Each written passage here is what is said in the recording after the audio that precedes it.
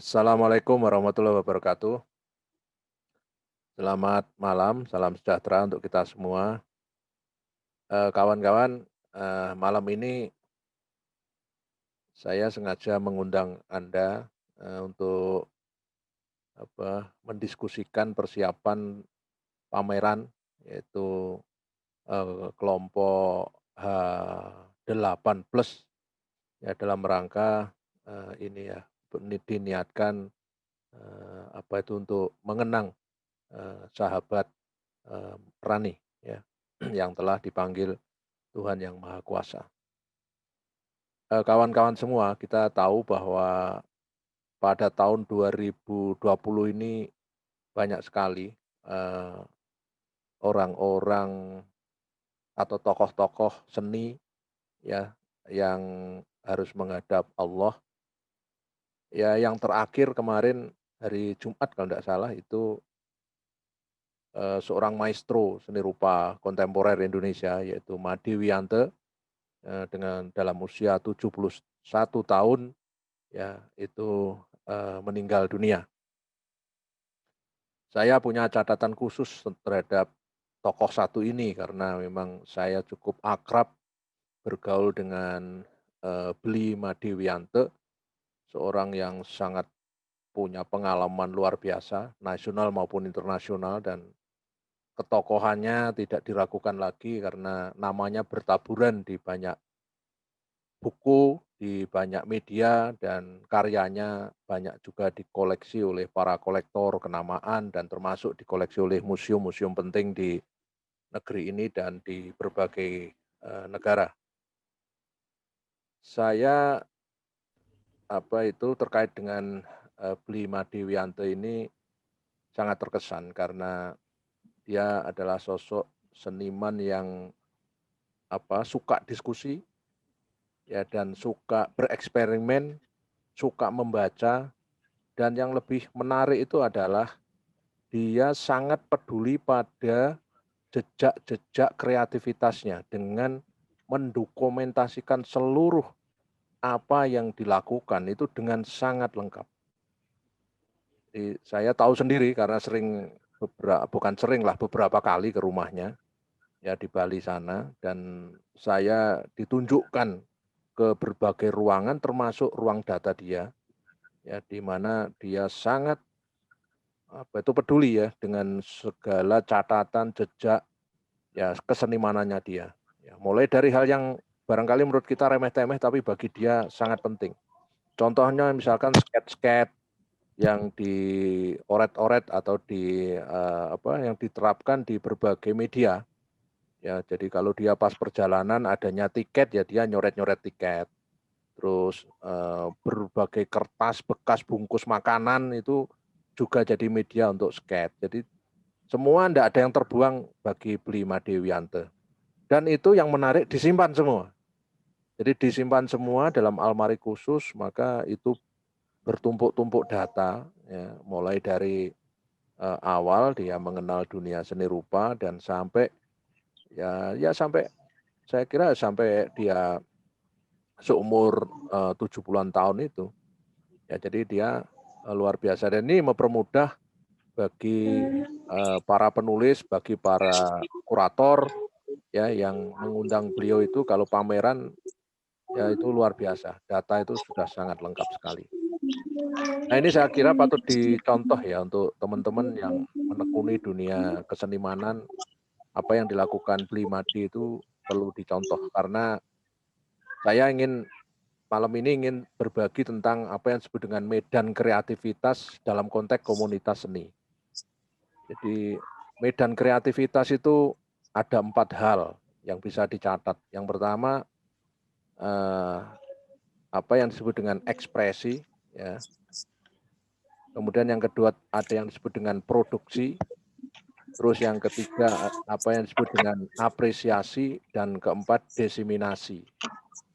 Jadi 4 hal itu, ya, kalau kita semua sudah menetapkan diri berprofesi sebagai seorang perupa atau seniman dalam makna yang lebih, filosofis begitu ya, itu, yang pertama ekspresi. Jadi ekspresi itu apa sih? Ekspresi itu ya apa bahasa kita, bahasa batin kita ya, bahasa seniman.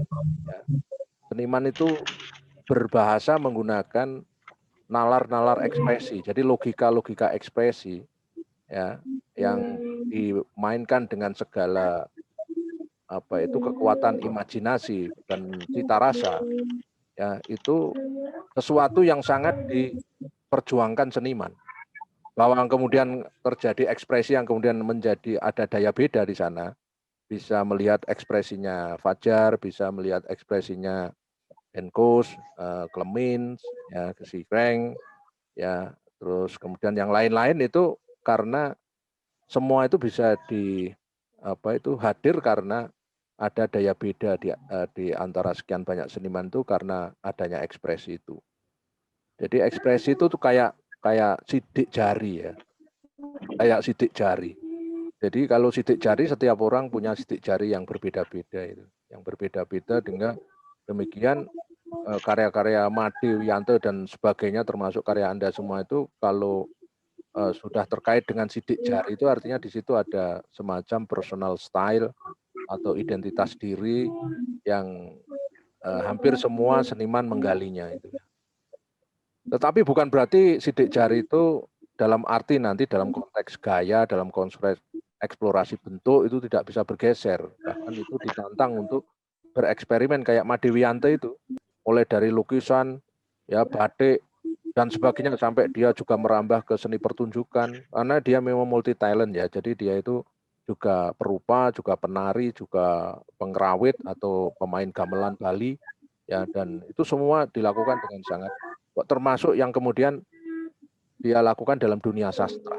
Dan di situ tetap ada jejak Made Wiyantonya itu dengan berbagai dia merambah berbagai bentuk ekspresi itu, jejak Wiyantonya itu tetap kelihatan gitu.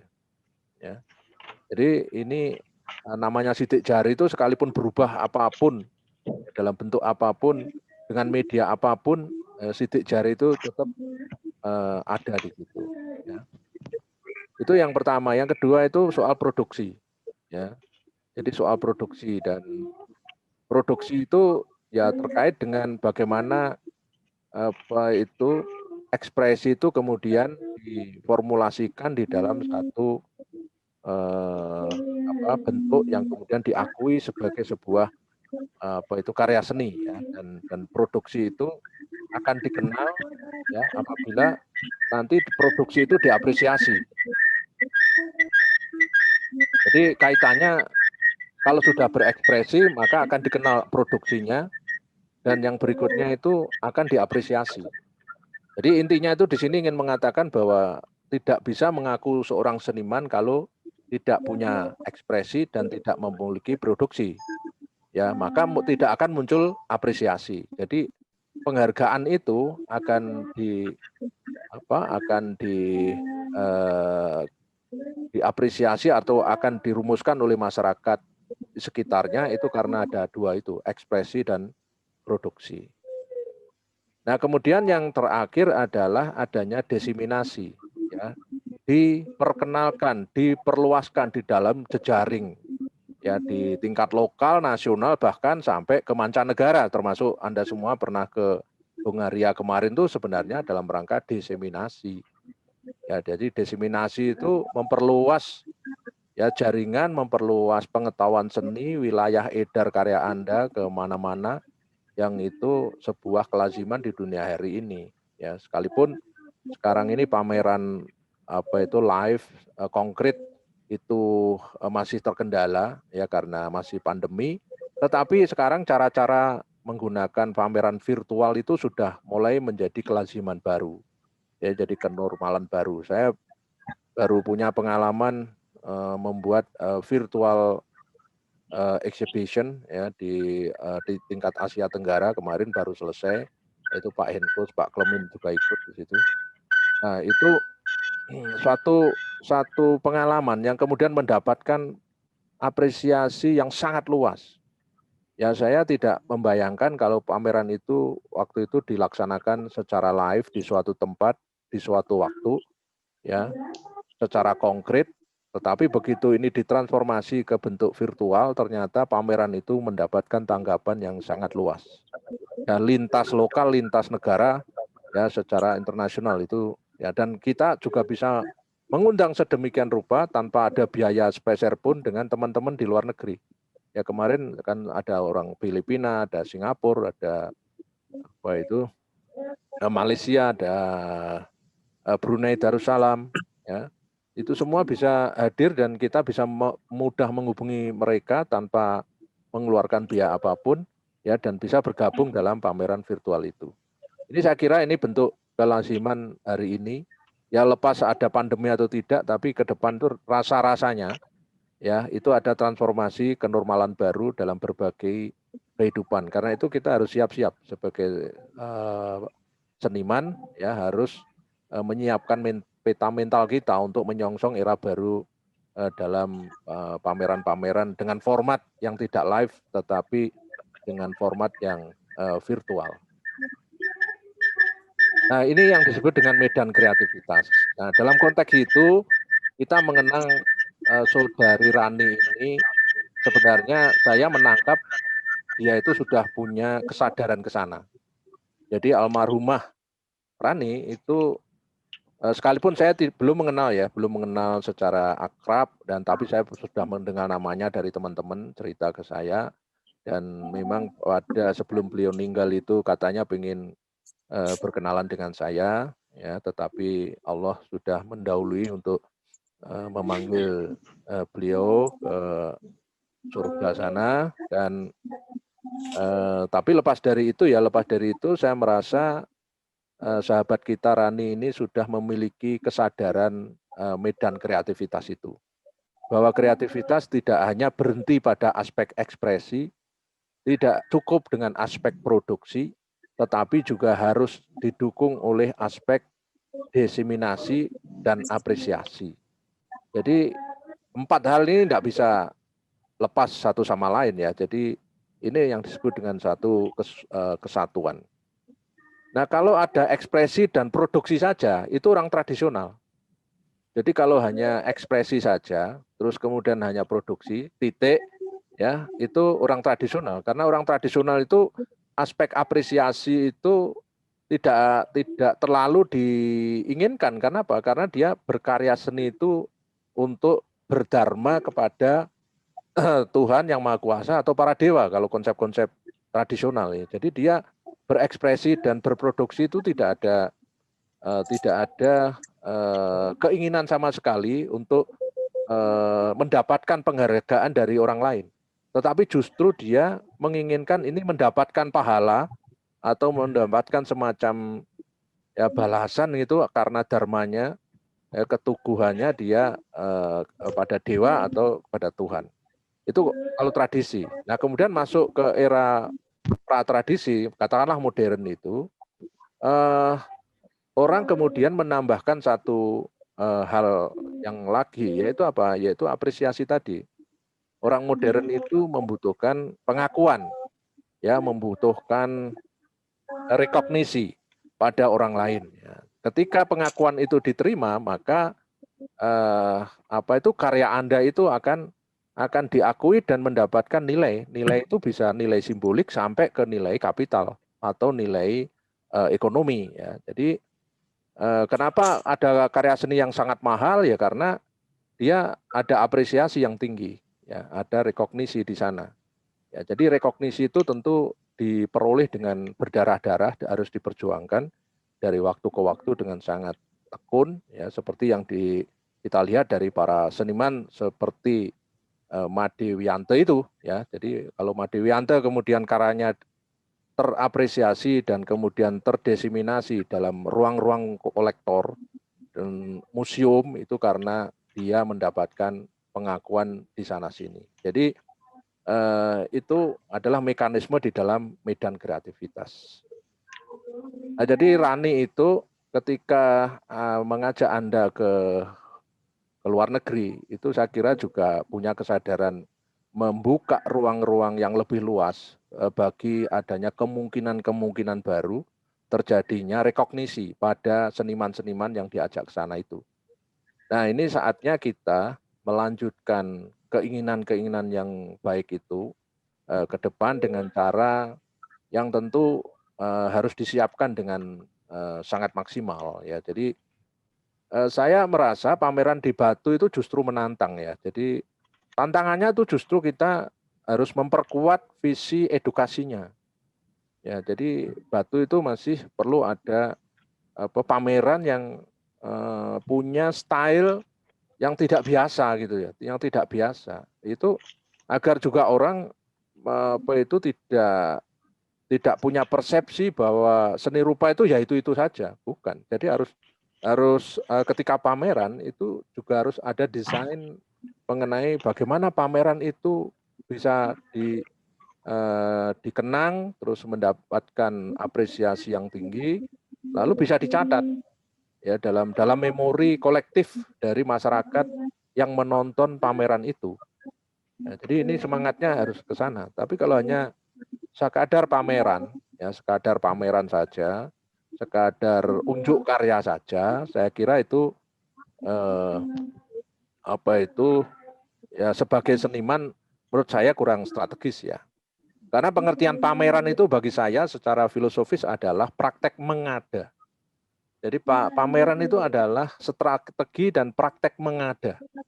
Mengada itu artinya apa? Anda semua seniman itu berusaha untuk menjadi sesuatu, hadir di dalam suatu ruang kultural itu. Ya, jadi kalau hanya sekedar melukis saja, terus kemudian dipamerkan, hanya mendapatkan satu apresiasi, katakanlah yang sifatnya hanya jual beli, ya saya kira itu sangat sederhana sekali ya. Jadi sangat sederhana sekali dan ada teman kita kan kalau melukis tujuannya ya sudah langsung aja, ya langsung yang penting laku ya.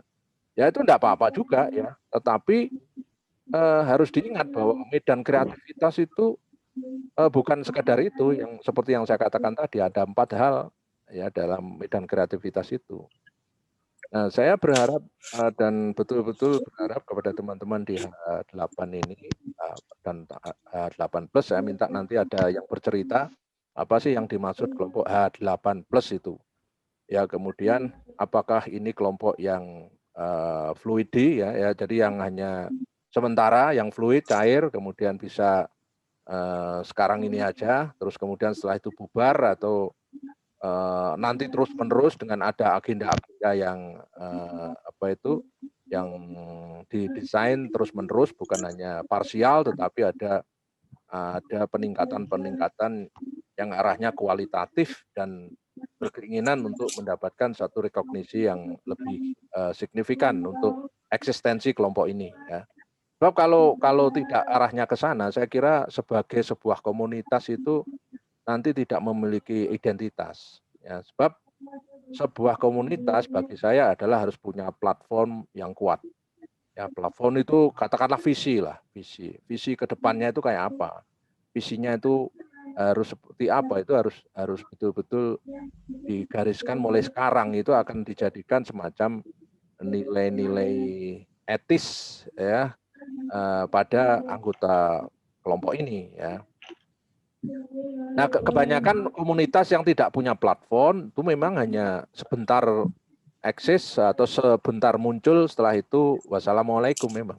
Karena rata-rata tidak punya platform, tidak punya visi ke depan yang jauh ya dan itu memang kalau itu ada itu perlu satu perjuangan yang diupayakan bersama-sama bukan hanya dibobotkan pada seseorang atau 2 orang tapi lebih kepada kebersamaan di situ.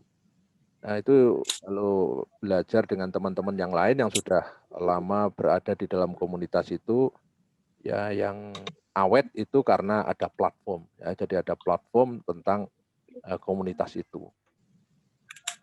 Saya kira itu pengantar dari saya kawan-kawan ya. Jadi seperti yang saya lakukan setiap dialog itu pasti saya rekam dan hasil rekamannya itu nanti saya diseminasikan, saya sebarluaskan ke YouTube ya, ke YouTube agar juga teman-teman jauh di sana itu juga ikut mendengarkan, ikut menyaksikan, ikut mengapresiasi kehadiran kelompok 8+ ini ya, karena kita harus pandai-pandai memanfaatkan media sosial itu untuk menyuarakan aspirasi kita ya. Jadi karena media sosial itu adalah ruang representasi gagasan. Jadi bisa akhirnya juga akan mendapatkan ruang representasi simbolik sampai representasi kekuasaan ya. Dan sekarang orang kan berebut itu ya, berebut main di media sosial itu untuk menyuarakan sesuatu gagasan dan ujung-ujungnya itu akhirnya ingin mendapatkan suatu kekuasaan. Ya, jadi ruang sosial itu seperti itu ya. Nah, kembali kepada tadi ya, kepada pameran ya. Pameran itu memang paling sederhana itu adalah unjuk karya. Tetapi unjuk karya yang dikonsepkan. Ya, jadi yang dikonsepkan. Jadi ada desain kenapa sih karya itu dipamerkan? Kenapa sih harus ini yang dipamerkan? Kenapa pilihannya ini? Dan bagaimana karya itu dihidupkan?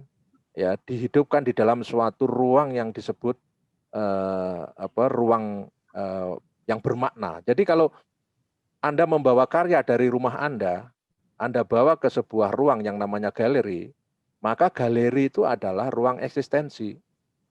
Ya, ruang di mana Anda berharap di situ muncul dialog, ya muncul dialog, muncul apresiasi dan akhirnya Anda mendapatkan rekognisi.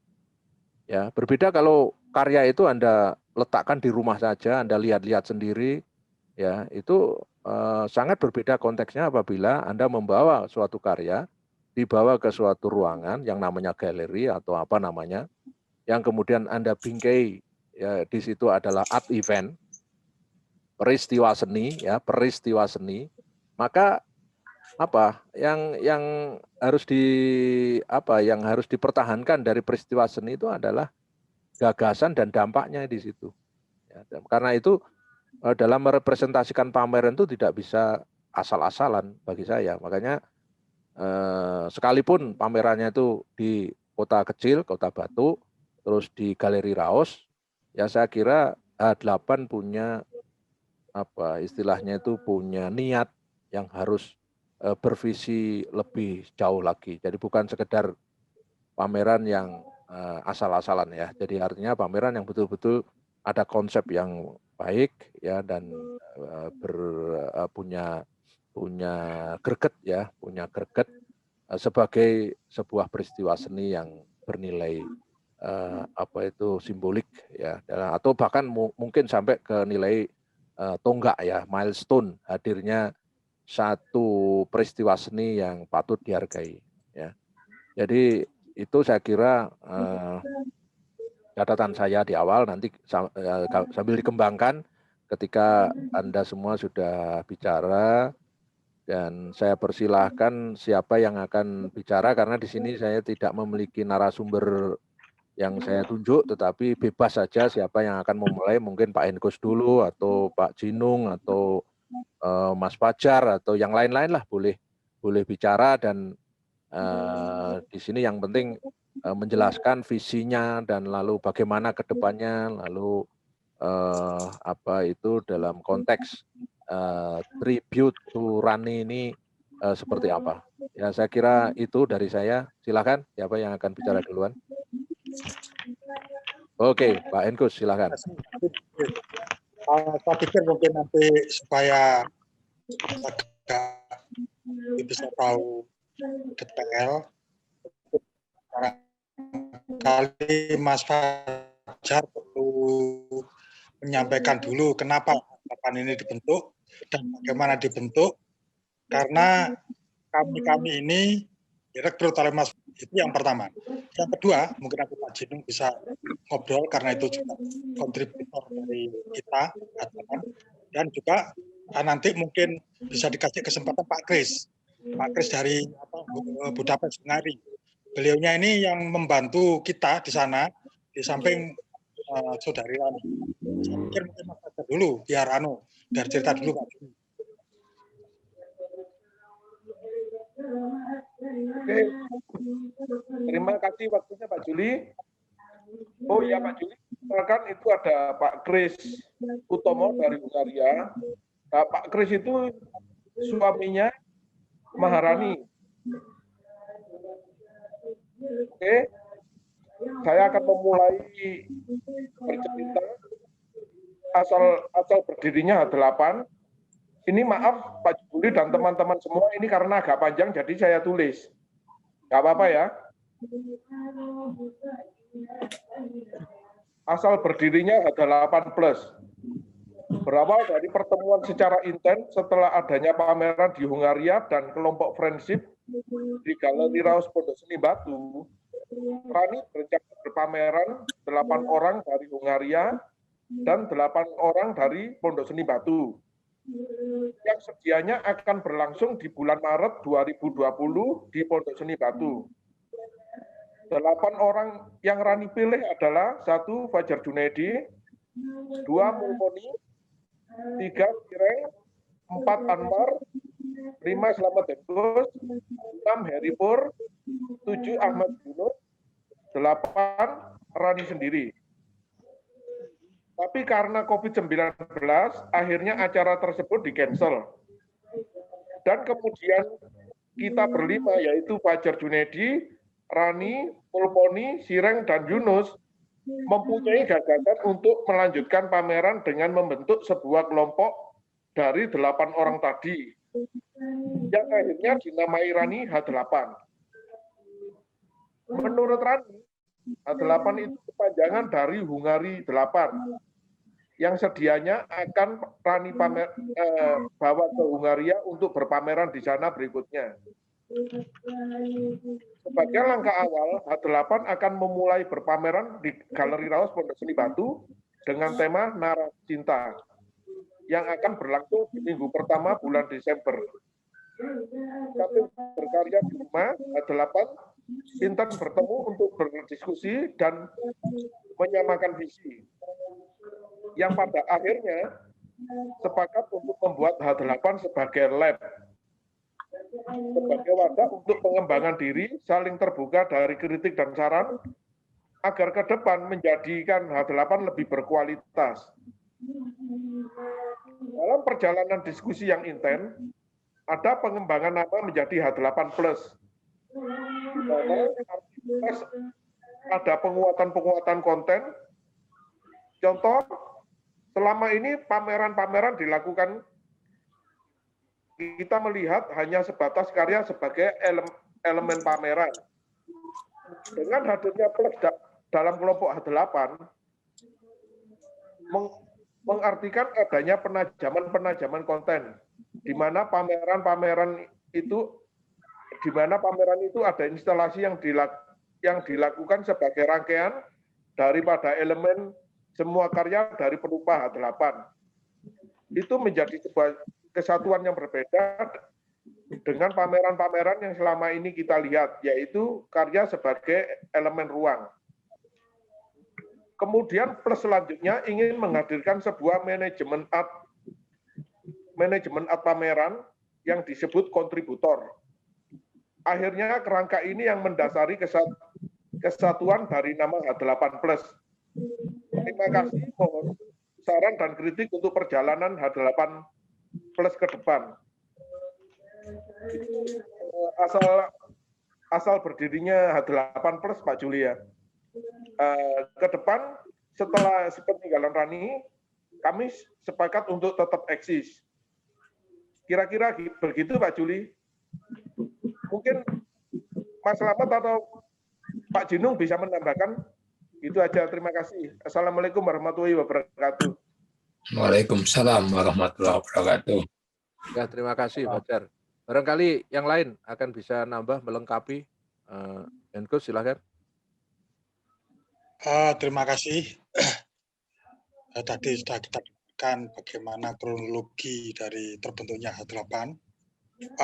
Saya sempat lumayan kaget itu dengan teks yang Pak Juli, komunitas dan identitas. Bagi saya memang ini ya agak apa ya, agak keburu-buru begitu. Kalau itu disebut sebagai satu identitas atau komunitas itu. Karena kami ini lahir belum ada 1 tahun, tapi intensitas kita komunikasi itu sangat padat sekali begitu. Memang pada awalnya ketika ketemu dengan Saudari Rani itu kita masih belum ada omongan-omongan yang mendasar. Baru terakhir sekitar 3-4 bulan yang lalu, baru kita ngomongkan tentang platform. Memang kita memilih bahwa lab ini akan kita pakai karena selama ini komunitas-komunitas itu tidak sampai masuk pada ruang-ruang yang menurut tradisi lama itu agak tabu begitu ya. Jadi misalnya tradisi kritik, misalkan begitu. Terus juga kita menerima ide-ide dari orang di luar berkesenian. Bahkan kita berapa kali juga pada waktu rapat-rapat dengan komunitas ini ya kita didatangi teman-teman yang bukan dari kelompok ini. Dan itu kita persilahkan. Perlu diketahui bahwa kelompok kecil ini adalah orang-orang yang sudah berumur semua, tapi kita menyadari bahwa batu yang sekarang sudah mengarah kepada masyarakat jasa ini mungkin akan terjadi perubahan yang sangat luar biasa. Belum nanti kalau kita hubungkan dengan dunia global ini juga akan menjadi semakin rumit begitu. Saya menanggapi bahwa komunitas ini memang bukan komunitas yang bersifat baku begitu, tapi bisa saja karena plus ini sendiri menandakan bahwa kita akan menerima orang lain memasuki kita. Seperti tadi yang jelaskan, ketika awal-awal kita tuh ingin memamerkan karya ini, kita menyadari bahwa karya seni itu adalah elemen ruang. Jadi karena dia adalah suatu elemen ruang, maka kita kembalikan pada fungsi ruang itu sendiri. Kita rapat, kita minta Saudara Clement untuk bisa hadir, dan Saudara Clement kita persilakan untuk memasuki karya-karya kami ketika itu nanti akan di redesign ya di dalam ruang itu sendiri.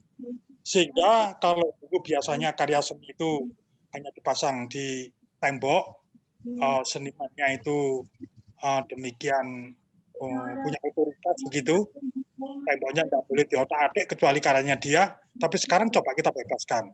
Nah kita kayak apa nanti? Seperti itu. Nah ini memang timbul berbagai dialog kemarin, bahwa ini apakah nanti akan mengurangi dari eksistensi karya itu sendiri, atau mungkin akan memberikan tambahan.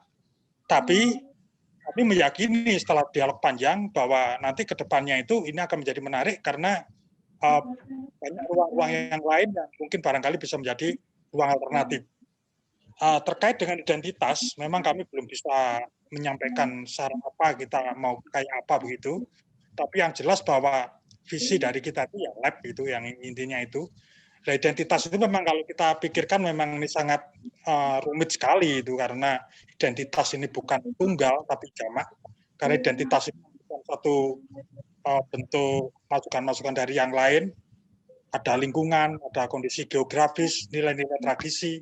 Ini masing-masing memberikan impact kepada individu-individu yang ada di H8. Contoh pameran yang sekarang ini, kita mencoba untuk mengambil tradisi lokal, itu menjadi temuan-temuan karya kita, walaupun itu seperti abstrak kayaknya Mas Raymond, itu tetap ada elemen-elemen lokalnya, juga karyanya Rani yang terakhir itu Megatro, itu adalah mitos yang digarap, Mas Fajar juga punya saya, itu juga punya Mas Anwar, itu semua berkaitan dengan lokalitas. Kita meyakini bahwa adat istiadat memiliki karakter atau suatu daya tarik yang mungkin tidak sama dengan daerah yang lain. Jangankan untuk di luar negeri, tapi di daerah kita sendiri juga memberikan satu perbedaan-perbedaan. Perlu kami sampaikan, Pak Juli, bahwa tema besar kita itu adalah metakosmos cinta, di mana bahwa metakosmos ini kita menyadari bahwa cinta ini tidak saja sebagai pengetahuan, tapi cinta ini juga sistem, juga norma. Maka tidak saja ikatan-ikatan pribadi antar pribadi, tetapi juga bisa lingkungan, juga bisa kepada pemerintahan, misalnya terkait dengan ideologi bangsa. Nah, oleh sebab itu kita melihat bahwa karya-karya yang hari ini kami pandang itu banyak menyodorkan hal-hal yang mungkin kritik atau mungkin sarkasme dari berbagai persoalan, tinjauan-tinjauan ketidakadilan dan lain sebagainya. Kita coba lewat cinta ini kita ingin menggali lebih jauh. Tetapi muatan lokal itu menjadi salah satu bagian penting dari idiom-idiom ideologi yang akan kita pakai. Nah, di dalam metakosmos cinta tadi itu akhirnya kita mengerucut kepada tema yang lebih spesifik, yaitu narasi cinta. Kebetulan kemarin itu memang tema fokusnya ya narasi cinta, tema kecilnya ini. Tetapi karena ada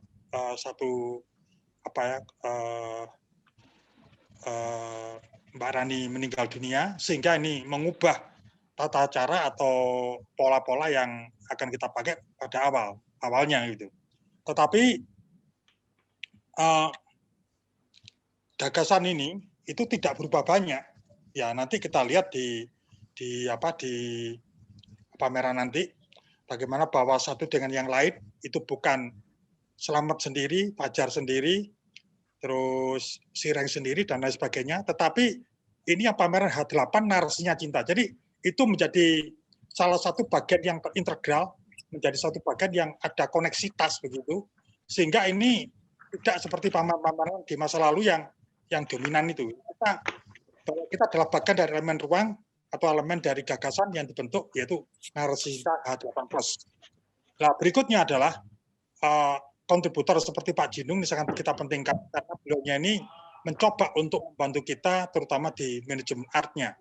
Memang ini masih terlalu prematur kalau kita bicara masalah komunitas ini secara lebih detail, tetapi kita ingin memulai, walaupun toh kita umurnya sudah tua begitu, atau mungkin sudah hampir rata-rata setengah abad, tapi kita spirit untuk menghadapi perubahan dan ingin berubah.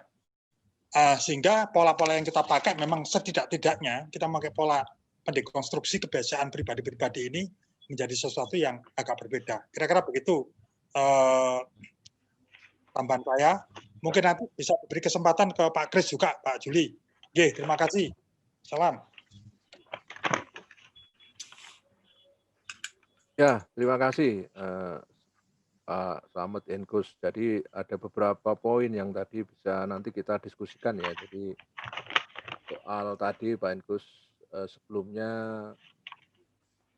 belum siap untuk membicarakan kelompok ini sebagai sebuah komunitas yang memiliki platform, yang berikutnya juga belum sampai kepada bagaimana ke depan itu komunitas ini dimaknai dalam konteks komunitas yang sudah ada itu ya. Jadi saya sebenarnya ini ingin mengajak berpikir ke depan sebenarnya dalam diskusi ini. Memang saya sadar ini baru dibentuk ya, karena baru dibentuk tentu identitas itu masih belum bisa diidentifikasi, artinya belum bisa dibicarakan. Tetapi setidaknya harus disadari mulai awal gitu. Kalau kita berniat melahirkan suatu komunitas yang solid dan ingin menjadi milestone tonggak dalam perjalanan, katakanlah dalam ruang lingkup seni di Kota Batu atau lebih luas lagi katakanlah Indonesia begitu, ya memang platform tentang komunitas dan kedepannya itu memang harus dipikirkan sejak awal.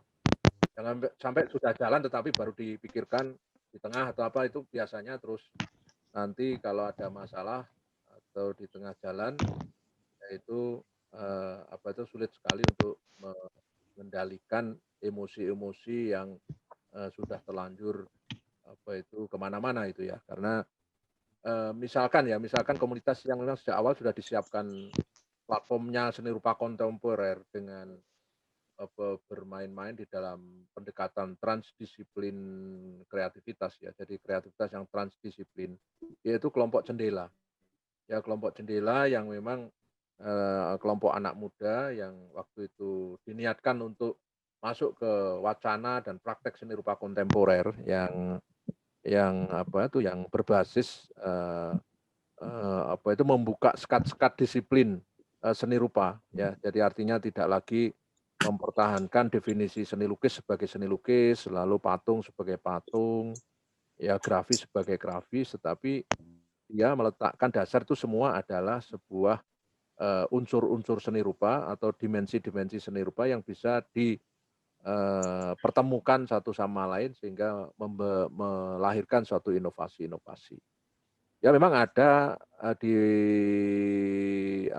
kelompok jendela itu ada kayak Yunizar misalkan, sampai hari ini pun ya masih mempertahankan seni lukis sebagai sebuah media ekspresi.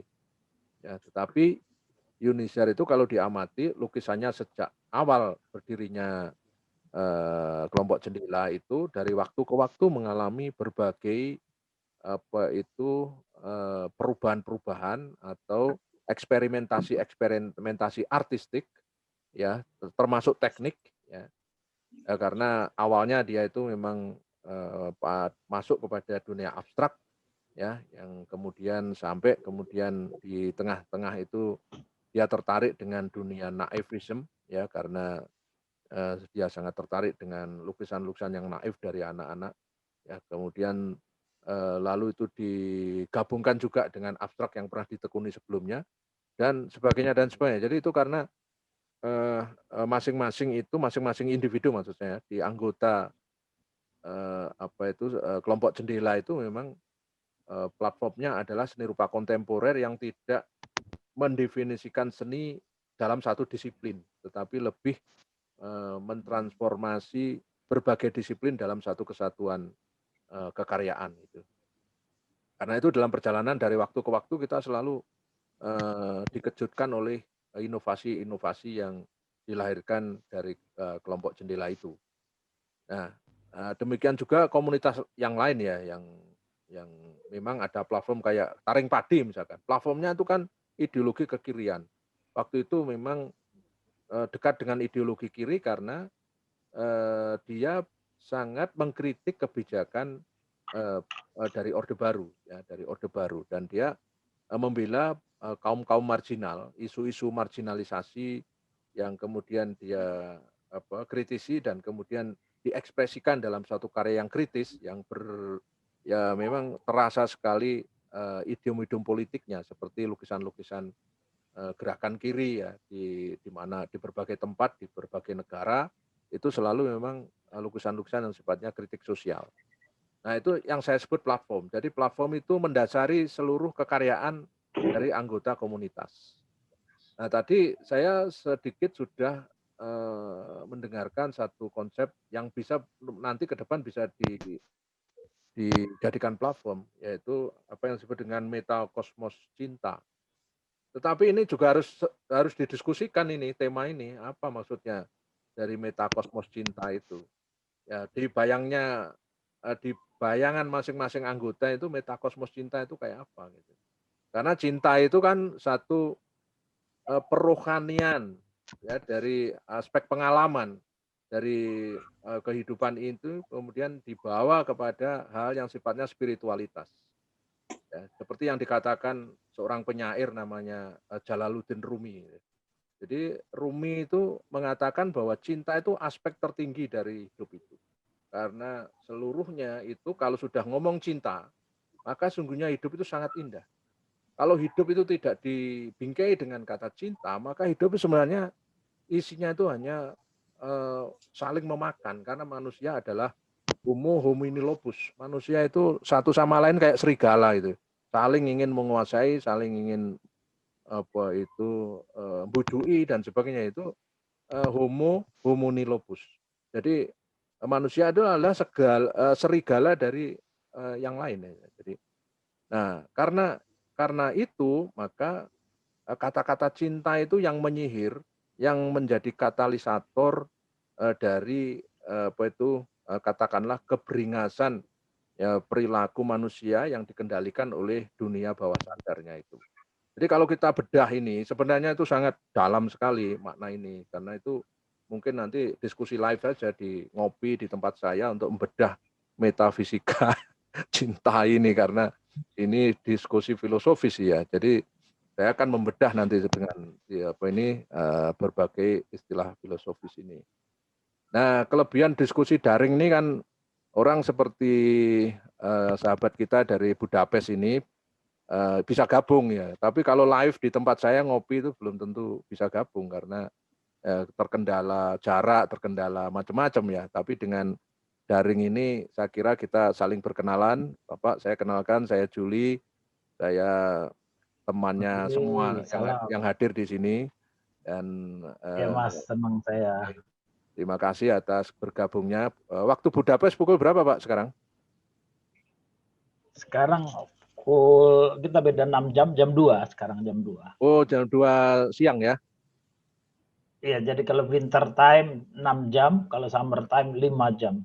Oh, ya, kita sudah melewati Isya ini tadi, barusan ada azan Isya di Indonesia waktu Indonesia Barat. Ya. Saya kira Bapak bisa apa itu, saya persilahkan untuk berbagi apa yang dipikirkan tentang H8+ ini, sekalian juga bisa bercerita tentang Mbak Rani. Silakan, Pak. Oke, matur nuwun. Mas Yuli dan kawan-kawan sahabat semua. Assalamualaikum. Ya, saya sendiri kehidupan saya mungkin ada 7 turning point. Yang terakhir adalah saya ketemu Rani ini. Artinya juga saya jadi memasuki hidup dalam seni. Karena tadinya saya selama 30 tahun, saya hanya bekerja di satu tempat, di Kedutaan Besar Republik Indonesia di Budapest. Saya megang ekonomi, turisme, investasi dan sebagainya. 30 tahun tuh, juga konsuler juga 15 tahun. Jadi kalau kerja di kedutaan dirangkap-rangkap. Nah, itu juga pengalaman masih di aktif kedutaan sudah itu. Pensiun, Pak? 2015 terakhir saya. Oh, itu sudah 30 tahun tuh, 2015 sudah 30 tahun. Jadi saya juga cukup lama di sini. Jadi kembali yang mengenal Rani itu membawa saya ke dunia seni dengan karya-karyanya.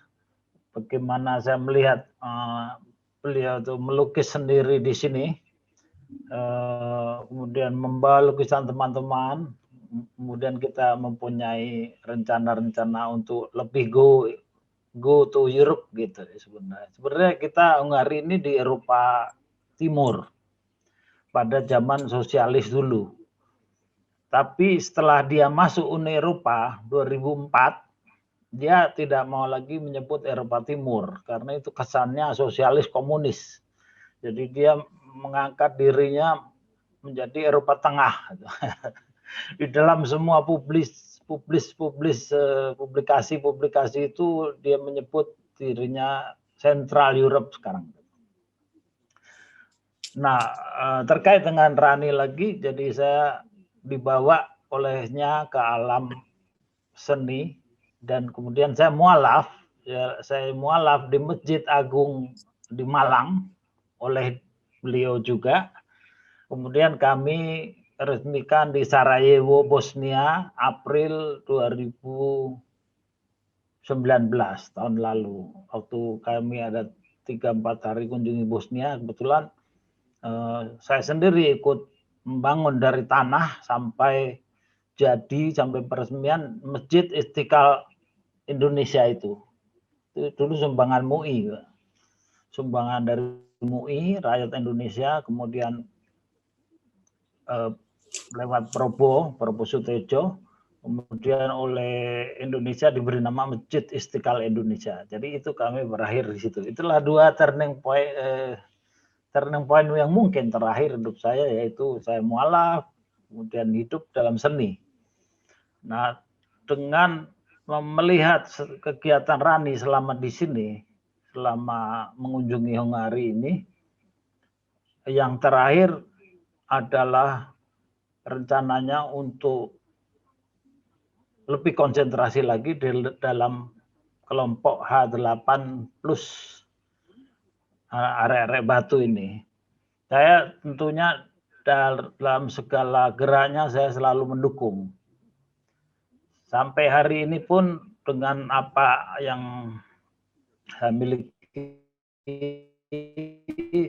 saya tetap menyatakan juga kepada kawan-kawan H8 bahwa karena itu adalah cita-cita dari almarhum. sehingga saya berniat tetap melaksanakan dan melanjutkan apa rencana-rencananya melalui teman-teman sahabat. Saya pantau terus, kami berusaha berhubungan dan meningkatkan kegiatan H8 melalui pameran-pameran jika situasi pandemi sudah mereda. Sampai hari ini pandemi di Hungari lebih keras, ada jam malam, karena dia negara tetangga sekitar ada 8 negara ini saling tular dengan Hungari. Jadi dilihat tiap 2 minggu jika ada tendensi naik, langsung peraturan diperketat. Kalau turun, diperlonggar. Jadi sistem mereka begitu. Sehingga kami ada kesulitan untuk mengadakan pameran-pameran yang kita sudah tercecer selama 11 bulan ini, kira-kira efektif 10 bulan mungkin, melalui grup dari, jadi selama di sini Rani saya masukkan di dalam grup perupa, yaitu FMG, pimpinan BC Peter yang juga sahabat-sahabat kalian semua, kemudian grup Wirdeko satu lagi, jadi banyak aliran seperti di Malang Batu atau di Batu ini kan banyak juga grup-grup perupa. Jadi saya lihat sementara 2 cukup, meskipun bisa lebih luas lagi, tetapi kita akan sangat repot lagi dengan program-program yang kalau makin banyak mungkin makin bisa bertabrakan. Jadi kami atur waktu itu sampai detik ini kami sudah menyelenggarakan lebih dari 20 pameran. Jadi selama 2 tahun saya mengenal Rani, 2 tahun plus 10 bulan, yang 10 bulan kan vakum. Jadi kami menyelenggarakan 20 pameran, baik solo milik karya dari Rani atau karya dari gabungan dari karya teman-teman. Jadi ya sekitar 30, 40 karya itu kita pamerkan. Lalu dalam 20 pameran selama 2 tahun ini.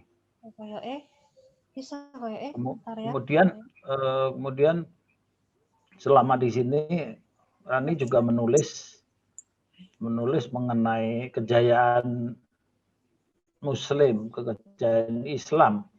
Jadi Utsmaniyah, zaman Utsmaniyah di Eropa.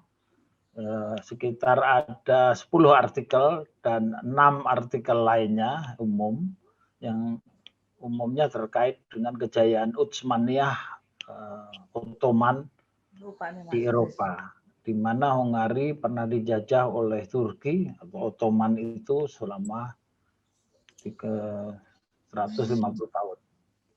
Jadi Eropa dulu dikuasai oleh Muslim zaman abad ke-14 itu. Selama di sini Rani juga selalu melihat peninggalan Ottoman itu lalu ditulisnya. Nah, terkait dengan H8 ini saya tidak sampaikan lama-lama, jadi saya tetap mendukung hasil-hasil dari karya teman-teman, itu pameran di Batu nanti 8 Desember maupun pameran-pameran selanjutnya yang kalau pandemi sudah lewat kita usahakan ada pameran dan jualan lagi di Eropa ini, terutama di Hongaria. Jadi itulah intinya. Pasti gini, kalau ada telepon masuk jadi kecil suaranya, aku nggak ngerti lagi caranya. Kita bisa menggunakan galeri ini. Galeri juga saya tetap pertahankan untuk menampung karya-karya. Dan di sini juga di negara tetangga sebelah ada sahabat kalian juga, Alianos. Alianos itu pada mengenal Alianos ya, yang di Praha.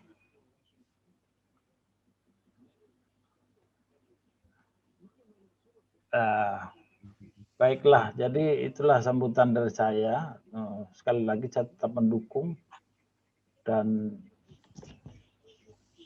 saya ucapkan sukses dan selamat berkarya nanti dalam pameran di Batu di Galeri Raus, agar tribut untuk Rani ini berhasil dan dapat dinikmati oleh khalayak nanti. Selain para perupa sahabat-sahabatnya juga khalayak di Batu dan sekitarnya. Demikian sambutan saya. Kalau ada hal yang mau ditanyakan, silahkan. Ya, terima kasih Bapak.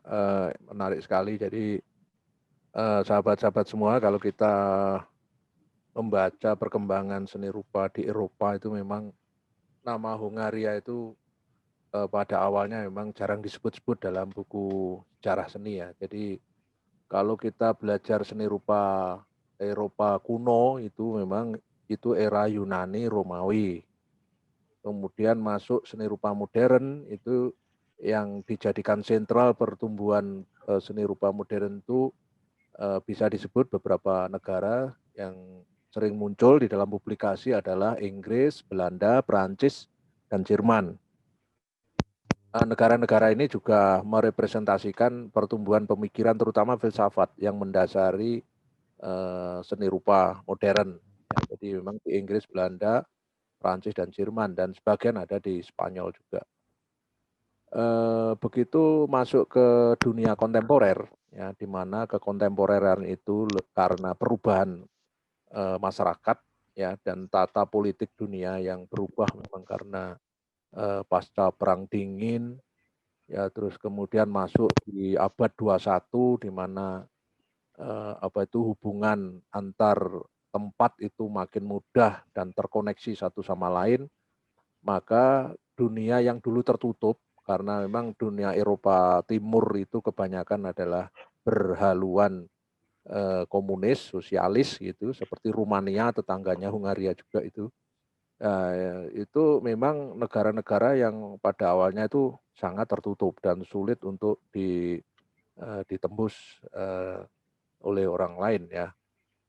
Nah kemudian sekarang ini dunia berubah ya sehingga kita sudah tidak lagi membayangkan ketertutupan itu karena runtuhnya Uni Soviet itu membawa dampak yang luar biasa bagi terbukanya banyak negara terutama di Eropa Timur. Itu sepengetahuan saya seperti itu ya. Kalau salah mohon dikoreksi oleh Bapaknya. Jadi itu Siap.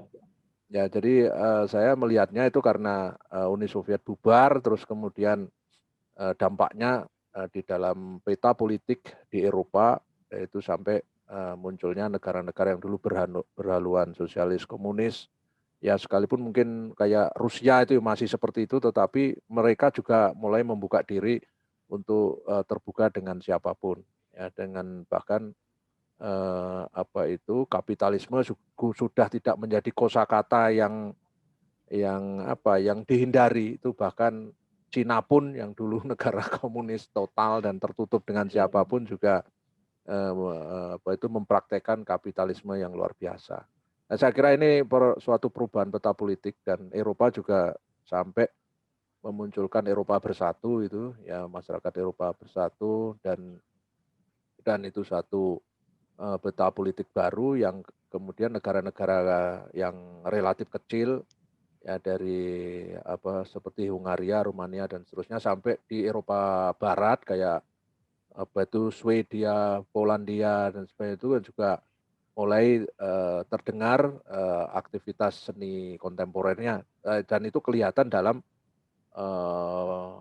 fora-fora internasional kayak Biennale, kemudian lalu Documenta, bahkan Documenta itu terjadi di kota kecil di Jerman di Kassel yang pemberitaannya luar biasa diperhatikan oleh seluruh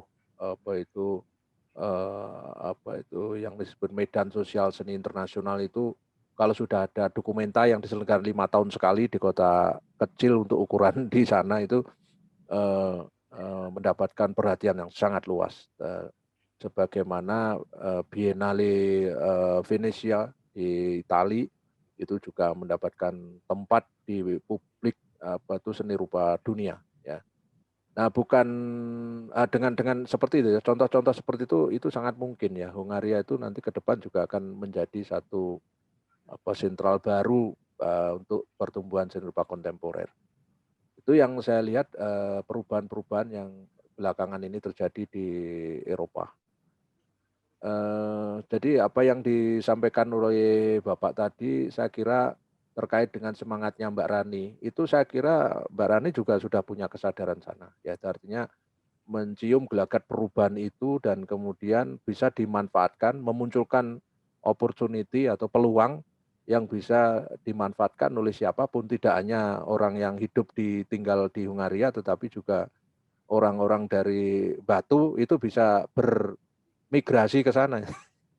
Jadi bisa memamerkan karyanya dan itu sangat punya peluang untuk dikenal di Eropa. Ada contoh Bapak ya, dari ada seniman Surabaya yang tinggal di Prancis nih ya, di kota Prancis, di Roma. Kok Roma? Iya betul ya, Roma.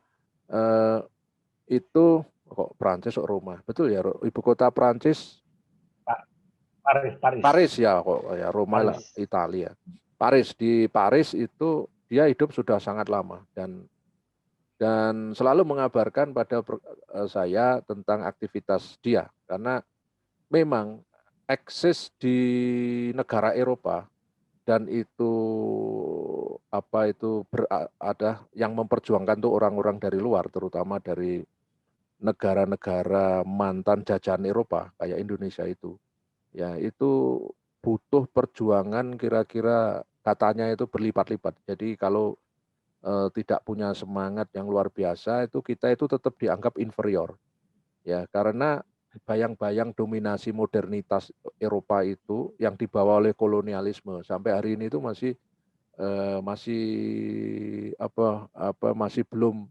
belum sepenuhnya itu keluar dari bayang-bayang pikiran orang Eropa pada umumnya.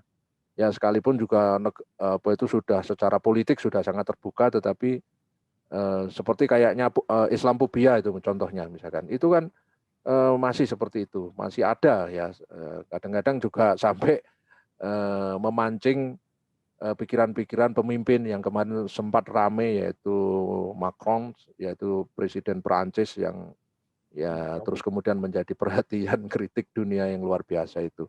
Itu karena Islamophobia di Eropa memang masih ada, tetapi sekalipun juga ada gerakan-gerakan atau paham-paham baru ya untuk menghadirkan toleransi di di berbagai negara itu. Saya kira ini ya, jadi peluang itu sudah sangat terbuka seperti yang diceritakan tadi.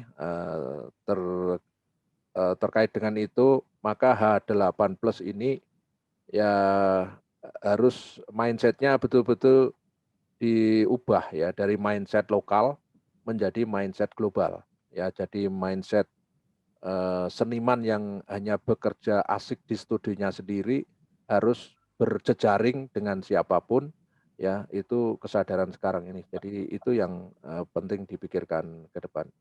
Saya kira itu catatan saya dari apa yang sudah dijelaskan tadi, dan saya berikutnya saya persilakan Pak Jinung untuk memberikan tambahan. Silakan Pak Jinung.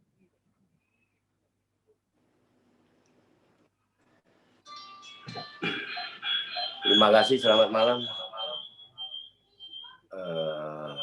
Yang saya hormati Cak Juli.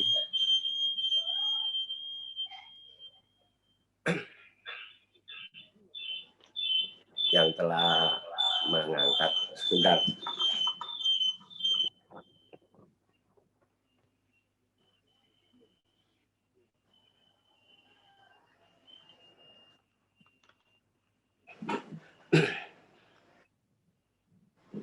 Yang telah mengangkat kelompok H8 plus di diskusi daring ini. Juga yang saya hormati Bung Kris, suami dari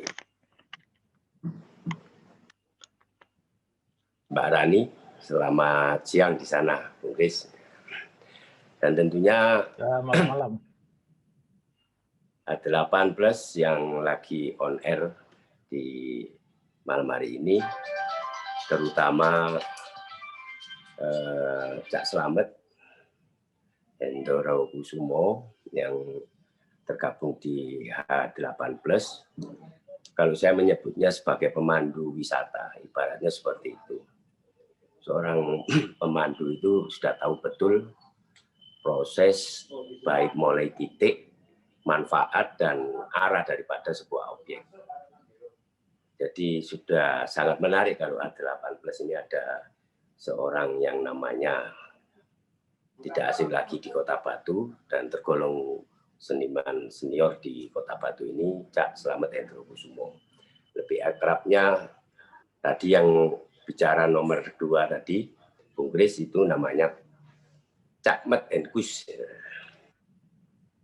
Cak Juli yang saya hormati, tentu dalam kaitan diskusi hari ini atau malam hari ini, karya besar Rani sesungguhnya ya terakhir daripada perjalanan hidupnya adalah kelompok H8+ ini. Bagaimana teman-teman yang ada di dalamnya itu menyikapi ke depannya. Masukan dalam diskusi tadi sempat saya sedikit rekam, baik dari Cak Juli khususnya perkembangan dunia seni, baik di Indonesia maupun di mancanegara, ini sangat penting buat referensi bagi teman-teman yang ada di H8+. Berkaitan dengan komunitas dan identitas, memang kita pasti akan dilewatkan dalam sebuah proses yang namanya egosentris, kemudian sosiosentris, bahkan word sentris ya. Ini sudah dilakukan oleh Rani menurut hemat saya. Bagaimana karya-karya anak Batu ini sudah menjalani berproses dan sampai hadir di Hongaria. Tentu sangat menarik kalau kita bicara sebuah komunitas yang berhimpitan sangat jelas perbedaannya dengan sebuah identitas. Nah, ini tadi sempat dijelaskan oleh Cak Slamet, sebuah komunitas berdirinya H8+ ini. Kalau tadi ada dari Mas Fajar juga menyebut bahwa saya sebagai kontributor, lebih tepatnya itu undertaking support. Saya hanya bersifat bisa membantu. Manakala sebuah kelompok ini betul-betul eksis di dalam sebuah platformnya yang nanti setelah pasca pameran H8 di bulan Desember itu akan kita garap pendekatan-pendekatan yang lebih pas dalam rangka perkembangan ke depan dari kelompok ini. Persoalan-persoalan yang selama ini kita lakukan, kita hadapi di Kota Batu khususnya, ini memang tidak lepas dari persoalan wilayah. Apakah harapan ini yang tadi sempat disinggung oleh Cak Met dan teman-teman yang lainnya, berakhirnya sebuah karya seni yang divisualisasi oleh sebuah seniman ini tidak akan berbicara sebuah kekuatan kewilayahan. Ini juga menarik untuk disampaikan, diargumentasikan, didiskusikan, kemudian bisa diselesaikan dalam sebuah pameran-pameran yang cukup menarik dan meneliti. Nah, manakala kita terbuka untuk diskusi, egosentris kita hilang di sana, maka kita sudah berbicara tentang sebuah motorik pemikiran kita ke arah sosiosentris yang sudah misalkan lebih besar lagi. Artinya kita sudah berbicara tentang misalnya kayak keagamaan, sudah tidak untuk kepentingan diri kita. Kalau egosentris tentu kita akan berbicara tentang kepentingan pribadi-pribadi, individu-individu dalam kelompok ini. Yang selanjutnya saya tidak banyak bisa memberikan sebuah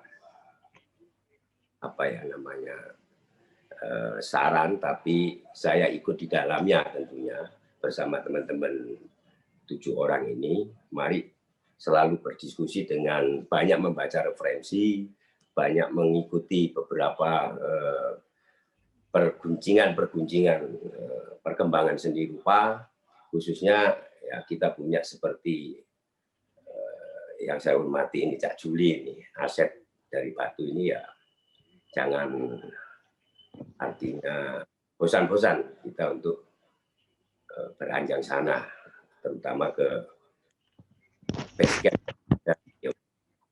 Hal ini akan melatar belakangi dari hasil-hasil karya sebuah proses yang terjadi yang ada di Kota Batu. Parameter ini sesungguhnya akan terjadi ketika benchmark ini akan tampil di hadapan H8+ ada kelompok lain lagi, kelompok kecil-kecil lain lagi. Ya, ini akan menjadi sebuah narasi-narasi yang cukup menarik untuk di Kota Batu. Kehadiran Cak Klemin, potensi sesungguhnya adalah pematung.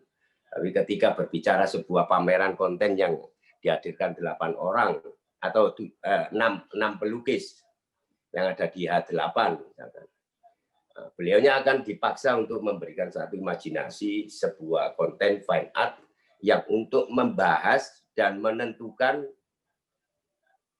hasil karya yang sudah jadi ini diinstal oleh seorang sugeng pribadi atau lebih dikenal di Batu adalah Klemin. Nah, ini membuka ruang tersendiri lagi nih Cak Klemin secara pribadi. Jadi ada bahasa yang mengatakan bahwa ilmu itu sesungguhnya harus selalu digali dan selalu untuk dipelajari. Tentu Cak Klemin ini juga tidak gampang ya, dan tidak mudah. Pikiran-pikiran, eksplorasi dari sebuah karya teman-teman ini harus disatukan. Saya anggap Klemin ini nanti akan muncul satu sosok Klemin yang baru dengan narasi yang baru, tidak patungnya tapi ahli menginstal sebuah hasil karya-karya dari seorang pelukis. Jadi kita tidak boleh melihat bahwa karya yang dihasilkan oleh Mas Yunus atau Mas Fajar itu adalah selesai di tingkat sebuah visualisasi. Tapi pameran yang akan kita hadirkan tanggal 8 ini adalah finishnya ada di sebuah tim yang namanya dikomandani oleh Saudara Klemin. Dukungan-dukungan semacam inilah yang akan dihadirkan di Kota Batu, salah satunya sesuai dengan apa yang saya terima tadi dari pembicaraan sekelumit Cak Juli tadi, bahwa Batu perlu ada edukasi seni rupa di dalam sebuah konteks yang lebih besar. Jadi tidak hanya cukup sekali ini, perlu ada repetisi berulang-ulang dengan gagasan-gagasan yang baru, gagasan-gagasan yang saat ini lagi booming, dibicarakan, baik itu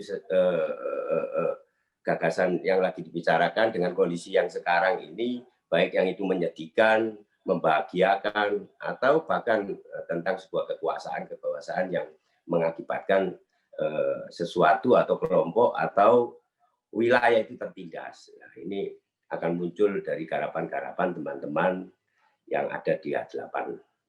Nah, tentu ini tidak mudah. Kita harus welcome.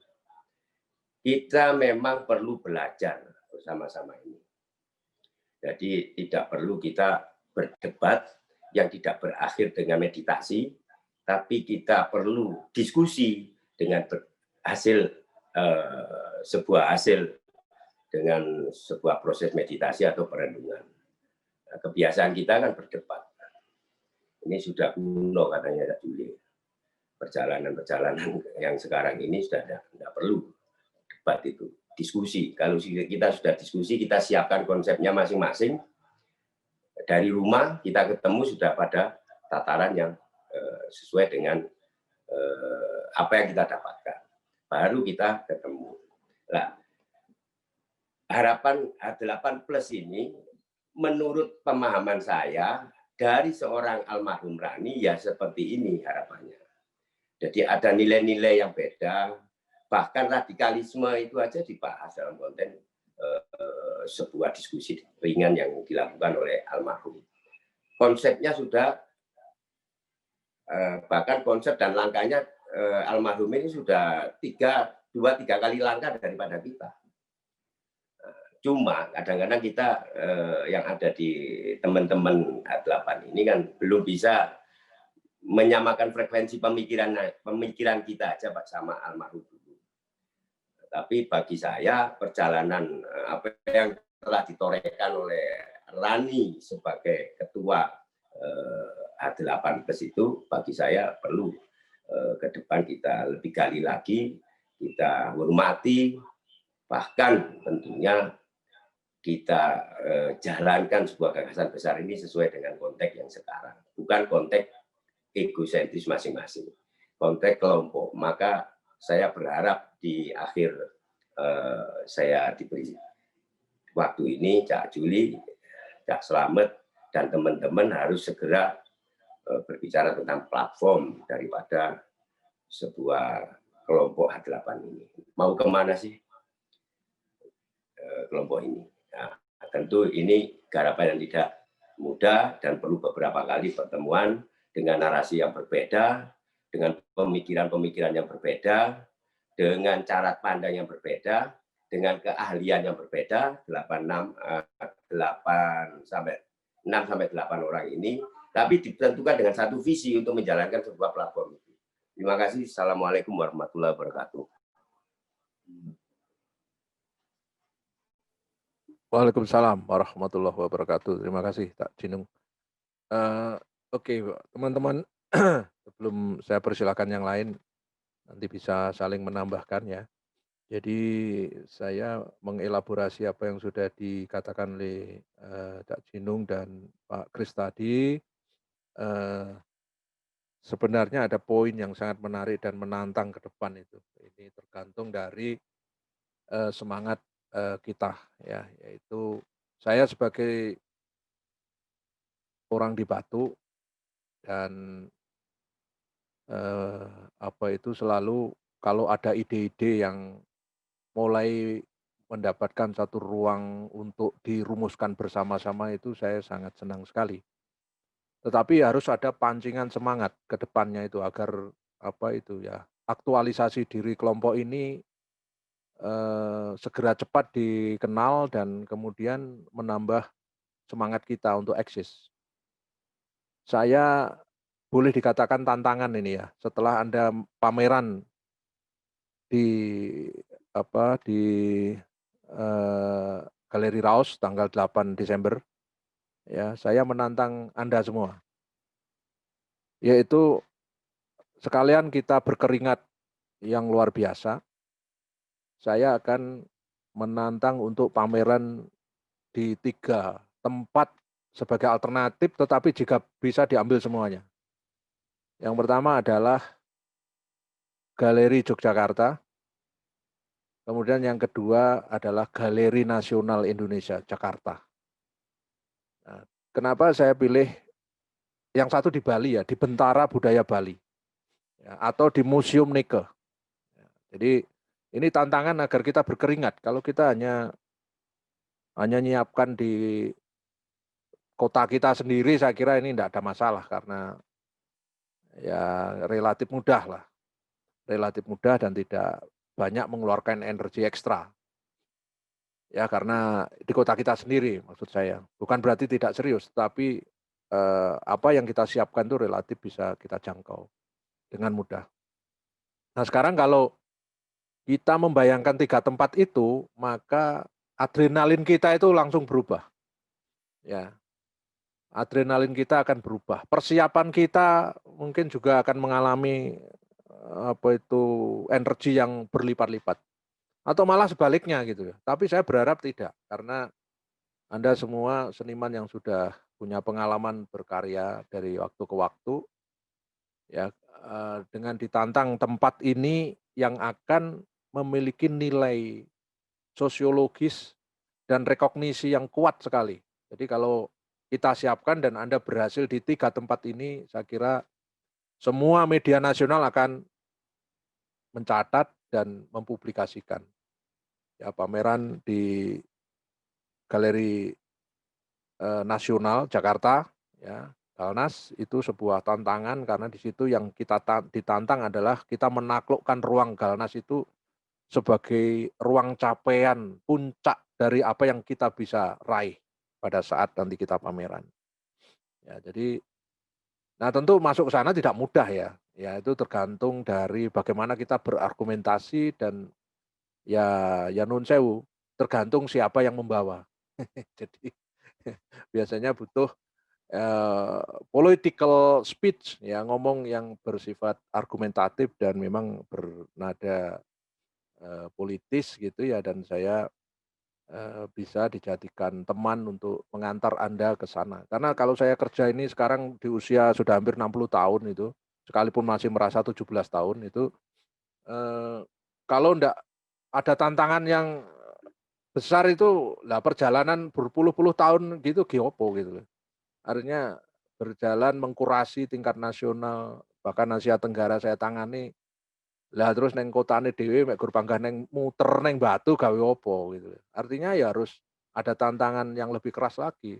Ya, agar niatnya masing-masing itu akan konangan semua. Kalau ditantang dengan energi yang besar, maka siapa yang memang betul-betul punya semangat dan yang masih ngelokro itu ya akan kelihatan dari situ. Ya, karena ini tantangannya di tempat yang besar gitu ya. Jadi galeri nasional itu tantangan. Yang kedua, Mantap. iya.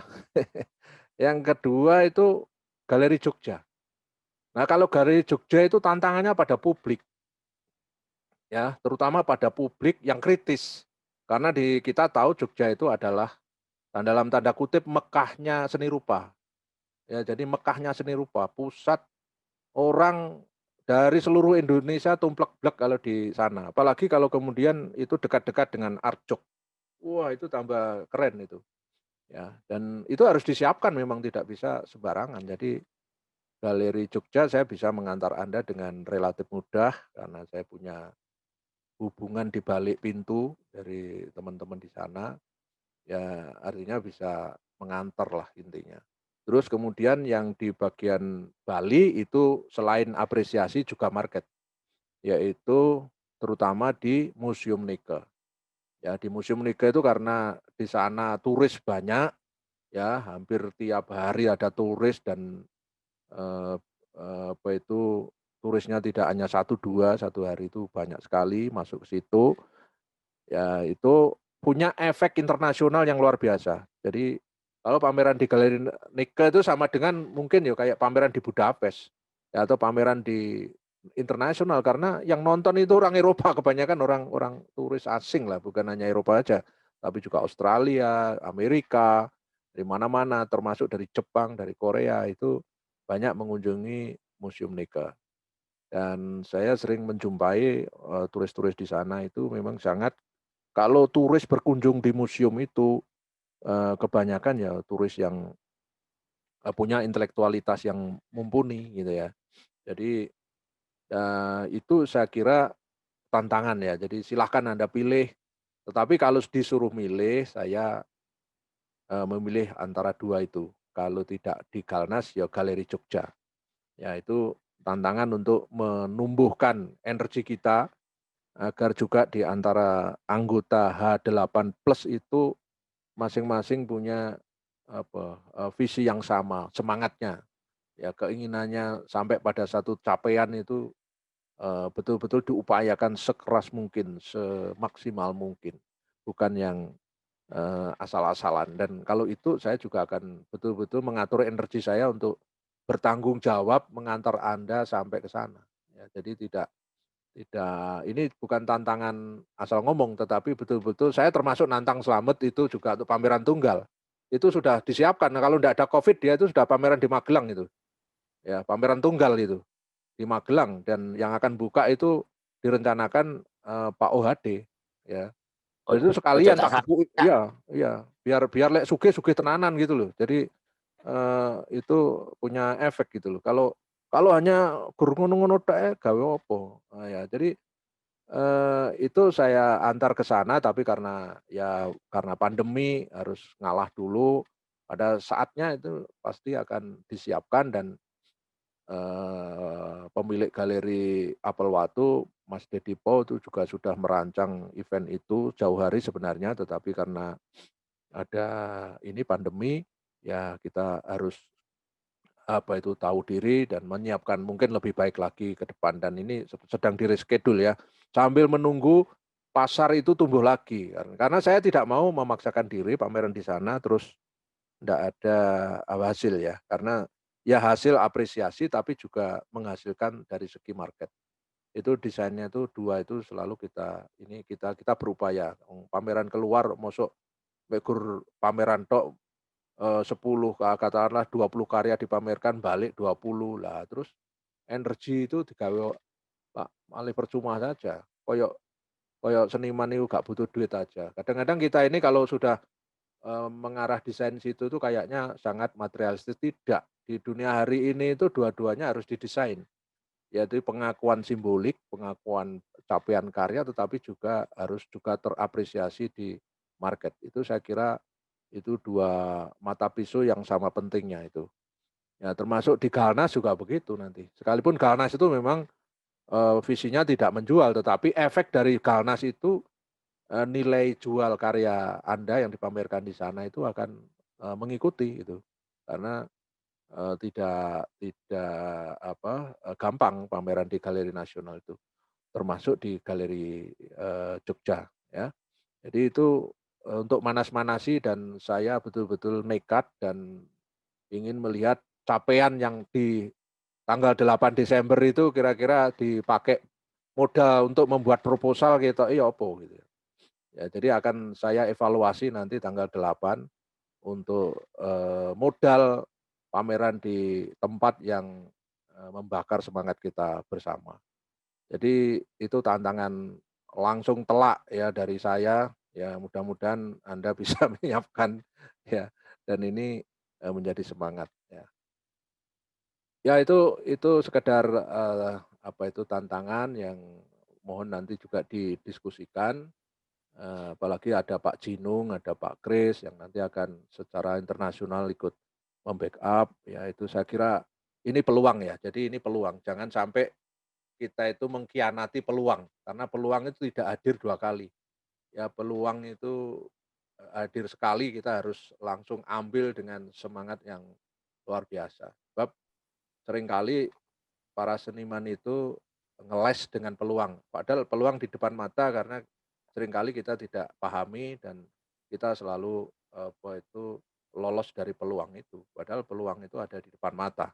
Dengan adanya Pak Kris di Hungaria, Pak Jinung yang mau mensupport ya itu saya kira peluang yang harus kita manfaatkan bersama-sama untuk kepentingan bersama-sama ya. Jadi kepentingannya itu bersama-sama, bukan hanya kepentingannya Pak Jinung, kepentingannya Pak Kris, kepentingannya Anda masing-masing, tapi bersama-sama. Karena mengatasnamakan komunitas itu ya, kalau mengatasnamakan individu saya lain soal. Jadi ini kepentingannya kepentingan komunitas.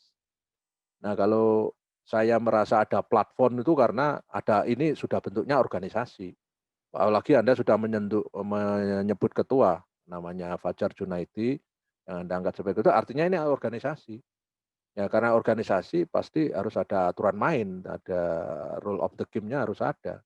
Jangan sampai Anda membentuk organisasi terus kelompok ini tidak ada aturan. Ya harus ada aturan main, harus ada kesepakatan, harus ada sekalipun mungkin ya ikatan moral ya yang kalau kelompok komunitas itu ya tidak ikatan formal gitu ya, harus ada surat bermeterai itu malah medeni nanti.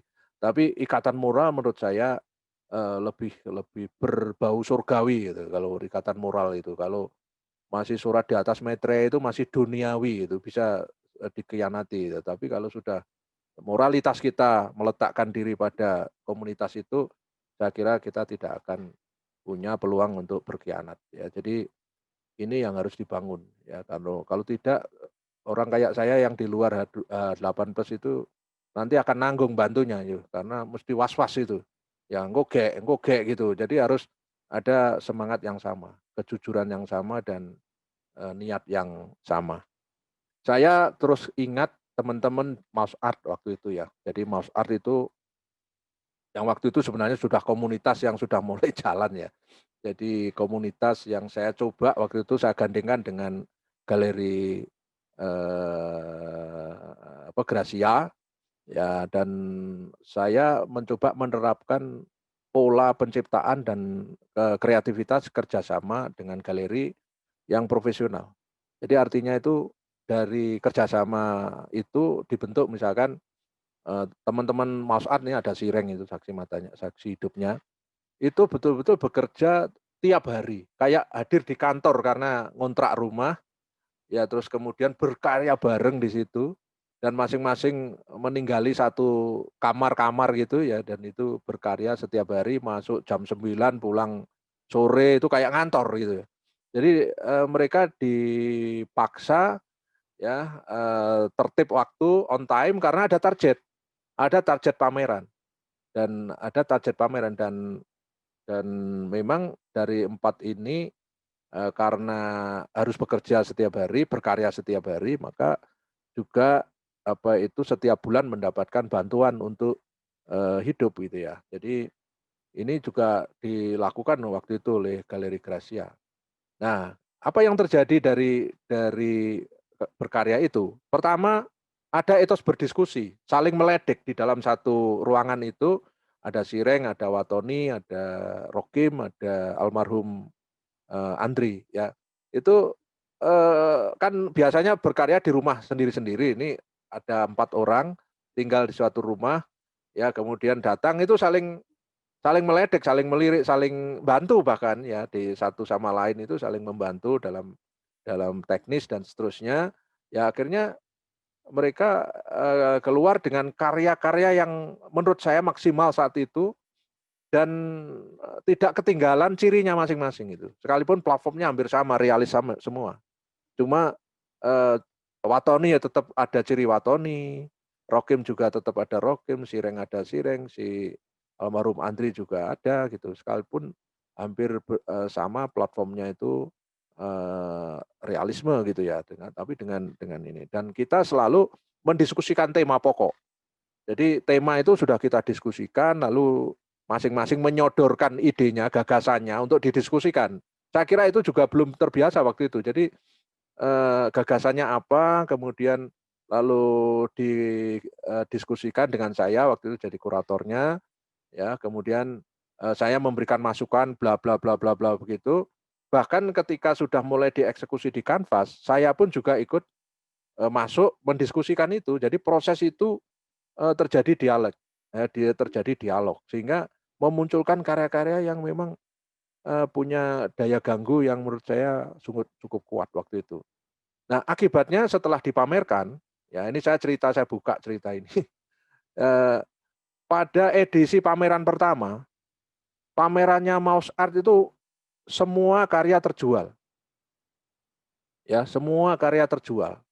Dan yang membeli itu bukan kolektor belajaran atau ecek-ecek, tetapi kolektor-kolektor yang betul-betul kolektor papan atas di Surabaya maupun di Magelang. Ya, jadi di Surabaya dan Magelang. Dan di Surabaya itu kalau seniman itu karyanya diambil oleh orang seperti Sunaryo Sampurna, ya kita tahu Sunaryo Sampurna itu kolektor utama di Surabaya, itu artinya itu ada sesuatu. Ya, dan kalau ngambil tidak main-main, tidak hanya 1, bisa sampai 4. Ya, jadi sampai 4 mengambil karyanya Mouse Art waktu itu. Dan diambil juga dari Jakarta, dari Bali, dari Bandung, ya kemudian dari Surabaya sendiri, termasuk dari Magelang. Yaitu saya masih mendokumentasikan itu karya-karya dan situasi pamerannya itu, termasuk katalognya. Yang kedua adalah karya pameran yang kedua. Pameran yang kedua itu sisa 2. Ya, tetapi sebelum hari H pameran itu sudah ada yang membeli. Ya, kenapa? Karena efek dari pameran pertama. Karena memang setelah mereka berkarya sudah ada fotonya, kemudian foto itu sudah kita sebar ke banyak kolektor. Ya. Bahkan Balai Lelang pun sudah mulai mencoba untuk memancing situasi market. Ya, jadi ceritanya begini. Jadi pamerannya Mouse Art yang pertama itu diambil oleh kolektor Jakarta. Saya tidak perlu menyebut nama ya.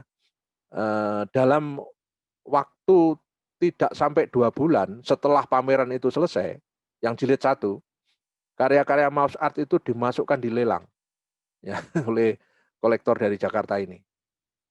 Saya juga kaget, ya, saya kaget kok cepet banget gitu loh. Artinya baru dibeli karena saya tahu bahwa yang membeli itu sebenarnya art dealer ya, bukan kolektor, tapi art dealer.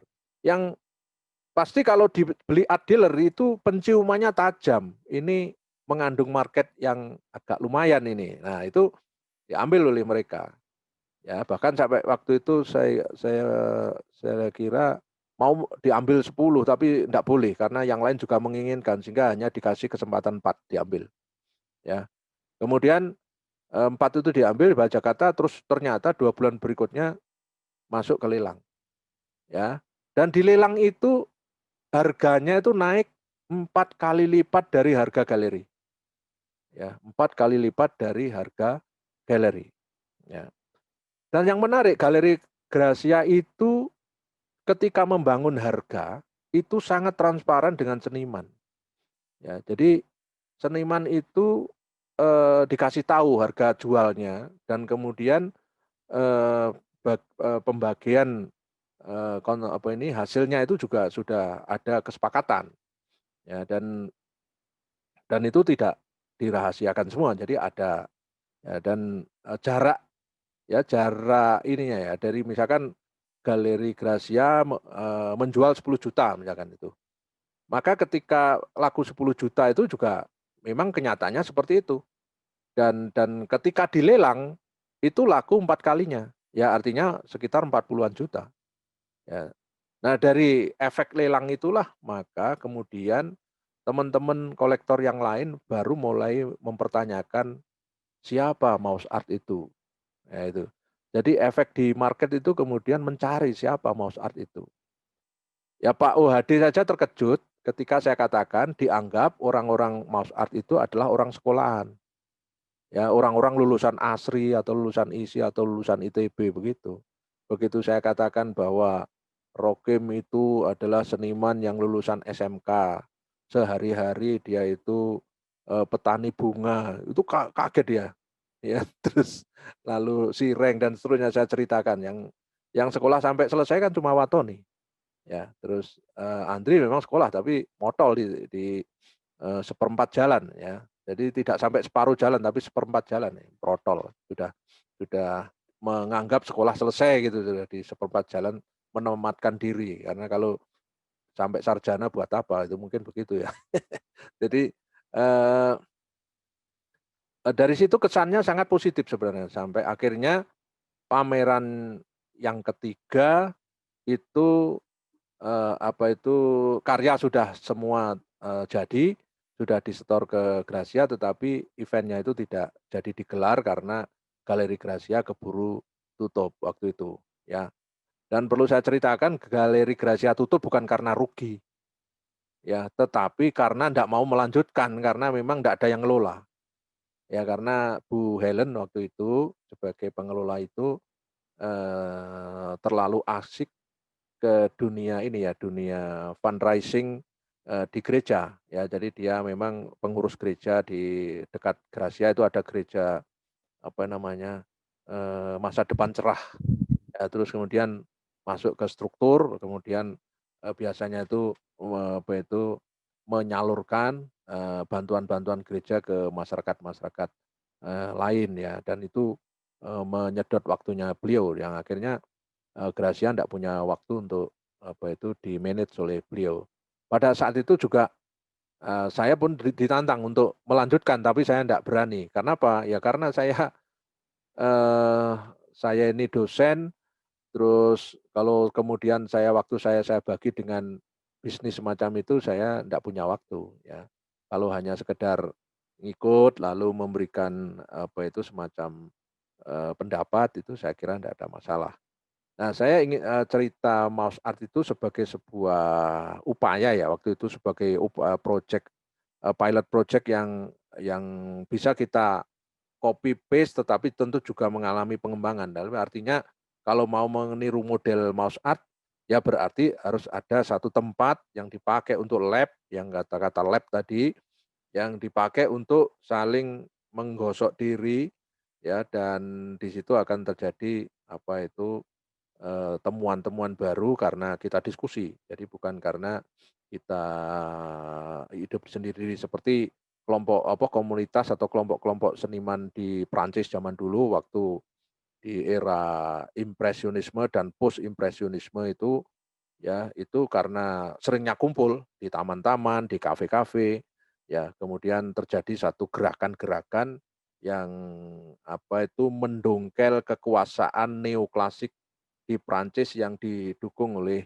kerajaan dan memang terjadi dominasi estetika zaman itu yang kemudian dipertanyakan lalu melahirkan suatu gerakan yang baru ya dari neoklasik kemudian muncul romantisme setelah romantisme dikritik oleh realisme ya setelah realisme itulah mulai muncul impresionisme. Jadi mereka pun juga punya platform dalam gerakan itu, mulai mempersoalkan warna, mempersoalkan bentuk, mempersoalkan cahaya dan sebagainya. Terutama di gerakan post impresionisme itu mereka punya ideologi estetik yang kemudian dikembangkan menjadi konsep berkarya seni dari kelompok itu dan terus sampai itu karena itu sejarah seni barat itu memang sejarah yang terkait dengan avantgardisme ya. Jadi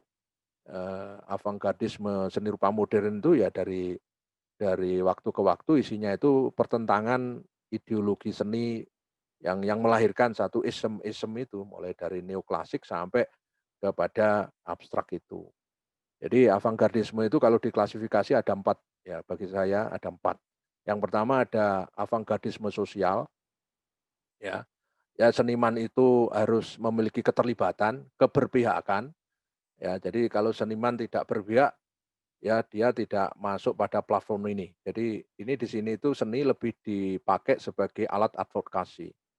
Ya, jadi itu kalau Anda ambil itu ya silahkan aja. Jadi avant-garde yang pertama adalah avant-garde sosial. Jadi seni yang diabdikan untuk mengadvokasi masyarakat.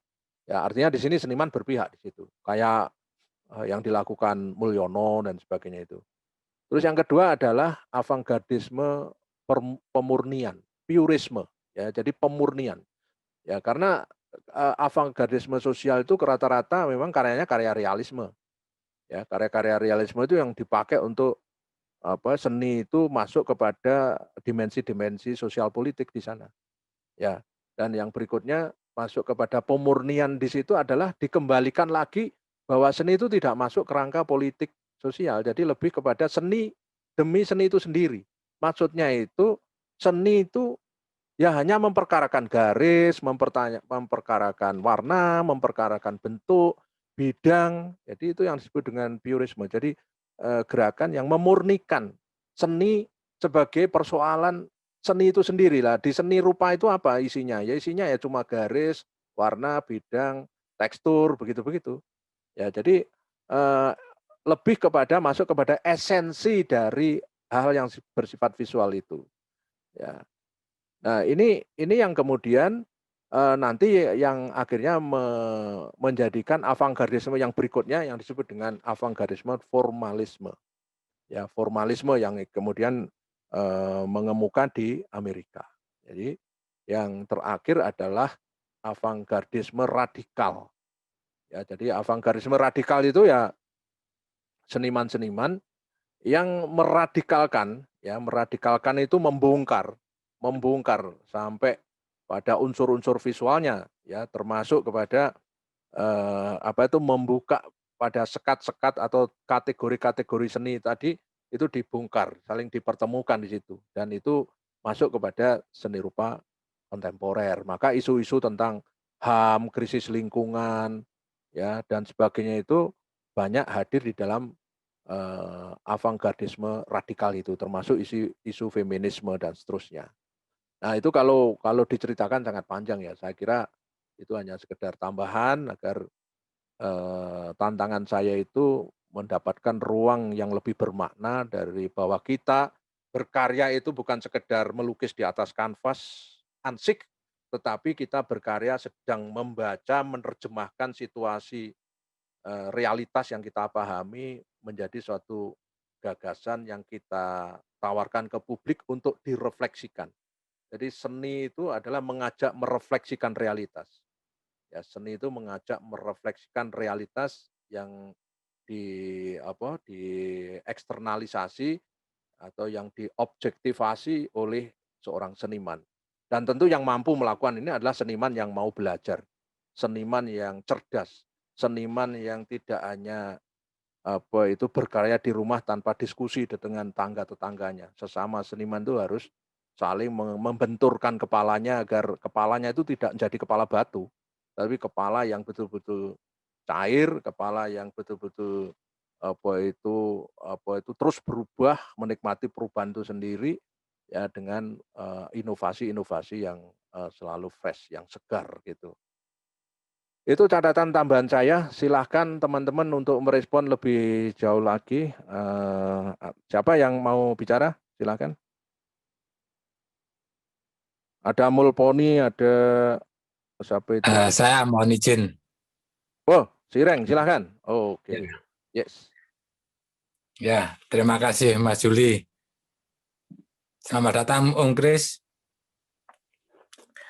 Mungkin saya tidak menambah apa yang tadi sudah diceritakan sama Mas Fajar, Cak Met, atau mungkin Kak Jinung.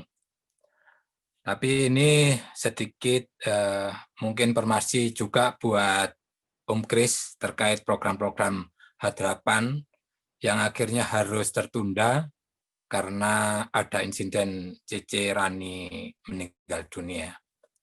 Sebenarnya H8 ada beberapa program Om Kris, termasuk pembuatan buku tentang batu yang dibuat sama CC Rani, yang melibatkan 8 seniman di H8 untuk penguatan buku tersebut. Namun karena ada kejadian itu akhirnya buku ini tidak jadi di launching. Yang sebenarnya mau di launching di awal tahun ini di Kalimantan Timur. Kebetulan memang ada pejabat setempat yang mau membantu untuk launching bukunya CC Rani tersebut. Itu program yang pertama yang akhirnya tertunda juga.